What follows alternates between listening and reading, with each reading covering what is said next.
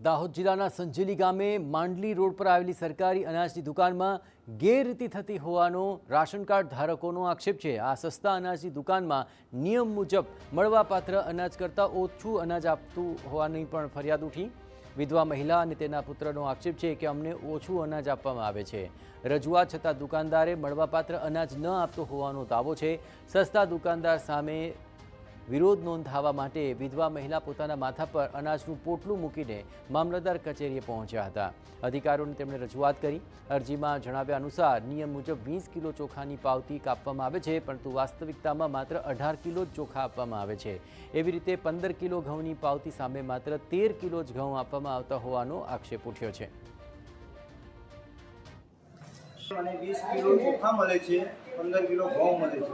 એની જગ્યાએ 18 કિલો ચોખા આપ્યા છે અને 13 કિલો ઘઉં આપ્યા છે। અમે મામલતદાર સાહેબને રજૂઆત કરી અને ફોન દ્વારા બી મામલતદાર સાહેબને મેં રજૂઆત કરી છે, પણ મામલતદાર સાહેબ ફિલ્ડમાં ગયેલા છે, એની એક્શન લેવા ગઈ અમે અરજી આપી છે। હવે મામલતદાર સાહેબને એટલી રજૂઆત છે કે એ પાર્ટીને બોલાવીને એવું કહે છે કે અમે મામલતદારને અપકારીએ છીએ, એટલે 2 કિલો અમે ઓછું આપીએ છીએ।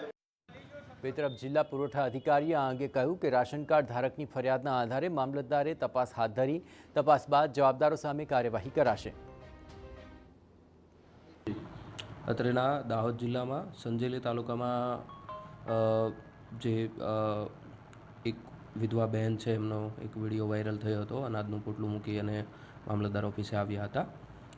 વિવિધ સોશિયલ મીડિયાના માધ્યમોથી અમને આ બાબતની જાણ થયેલ છે અને હાલ આ બાબતની સંજેલી મામલતદારશ્રી અને એમની ટીમ દ્વારા તપાસ હાથ ધરવામાં આવી રહી છે અને તપાસ બાદ આગળના તારણો જે પ્રમાણે હશે એ પ્રમાણે આગળની કાર્યવાહી કરવામાં આવશે।